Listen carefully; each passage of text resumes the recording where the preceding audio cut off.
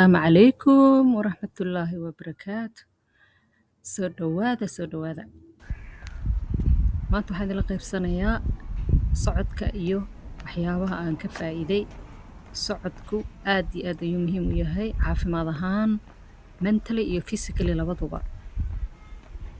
Socodka waxaa ka helaysaa oxygen oo jirkaaga u baahan yahay. Qofka markuu socdo wuxuu helayaa oxygen full ah, marka wadnaha ayuu u fiican yahay, maskaxda ayuu u fiican yahay. Waxaa kale oo u fiican yahay socodka waxaa la dhahaa low impact. Low impact waxaa laga wadaa culays maaragtay uma baahna, because gymka hadaad tagto waxaa laga yaabaa inaad birooyin qaado. Kaas culays waa culays oo maaragtay extra, laakiin culayska ku saaran oo jirkaaga maahane culays kale uma baahnid. Saas darteed waxaa la dhahaa low impact exercise.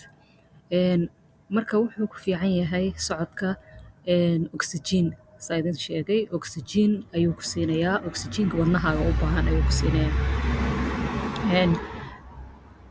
Oxygentaas oo wadnahaaga iyo maskaxiyanba aad mar walba aad u baahan tahay oo full ah ayuu ku siinayaa. Laakiin qofka hadduu fadhiyo oxygentii oo jirkiisa iyo maskaxdiisa u baahneed ma helayo. Markaad dhaqaaqdo jirkaaga uu dhaqaaqo oxygen full ah ayaad helaysaa. Saas darteed wadnahaaga caafimaad badan ayuu helayaa. Waxaa kaloo laga helaa socodka osteoporosis-ka cudurka la dhaho, cudurka ku dhaca lafaha ayuu kaa yareynayaa, because markaad soconaysid lafahaaga way adkaanayaan. Qofka lafihiisa way adkaanayaan, socodka lafaha ayuu adkeeyaa.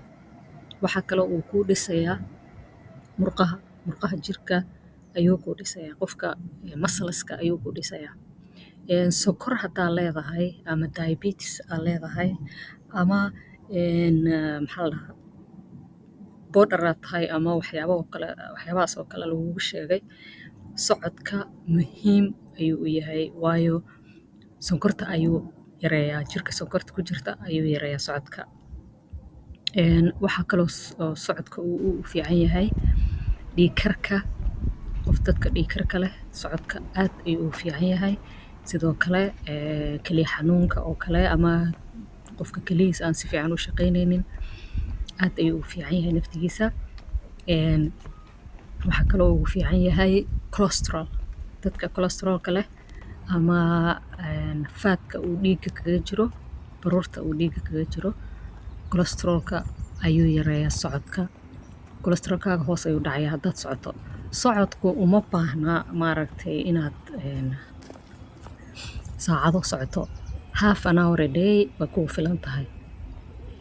Half an hour a day.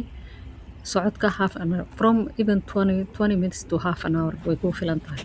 Haddii aad badsan karto waa okay, laakiin ma baahnid inaad saacado socotid.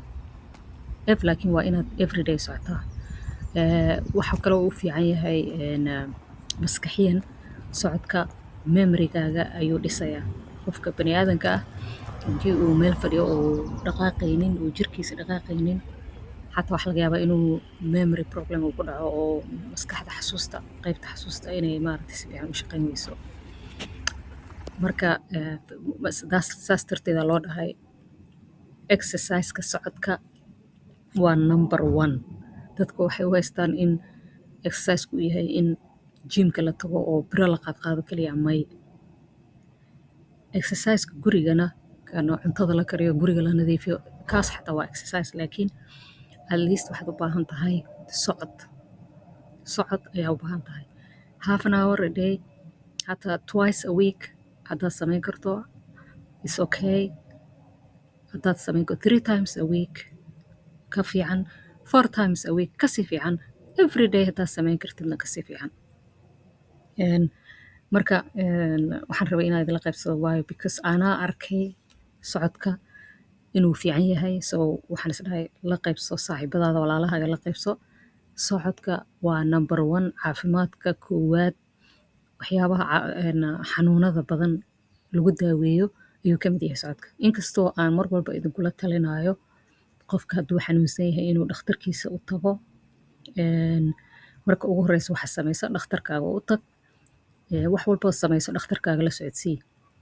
Saa idin sheegay mar walbana idin sheegayo, aniga dhakhtar ma ihi.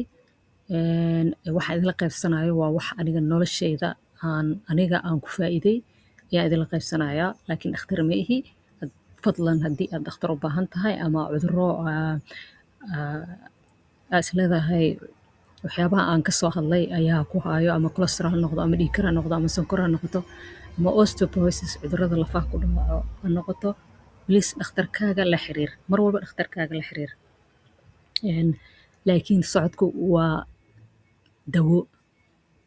dawo aad u muhiimsan oo cudur kastana lagu daweeyo. Wax kastoo ku hayo, xataa hadday noqoto depressionka oo ku noqoto, hadday noqoto maxaa la dhahaa wadnaha, dadka wadnaha maaragtay dadaa jira oo wadnahooda aan si fiican u shaqaynin, ama ku yar oksijiinta ku yar jirkooda. Socodka oksijiintu badiyaa, saas darteed wadnaha wuu caawiyaa. Dadka arthritis kale oo kale, ama laf xanuunka qaba, naftigooda wuu caawiyaa. Dadka arthritis kale waxaa la dhahaa socda. Sababta loo dhaho waxay tahay waxaa adkaanaya lafahaaga, adkaanaya murqahaaga, adkaanaya stiffnesska iyo waxaasaa ka baxaysaa. Marka that's why socodka number one uu yahay, because dadaa jiro xataa aan biraha qaadi karin, jimka uu ku adag yahay, ama jimka uu maaragtay because of health problems sida laf xanuunka iyo waxaas aan biraha qaadi karin. So dadkaasoo kale marka waxaa u fiican low impact exercise. Low impact exercise socodkaa ka mid ah. Marka yeah, anaa ku faa'iiday, marka idinkana ka faa'iida insha allah. Assalaamu calaykum.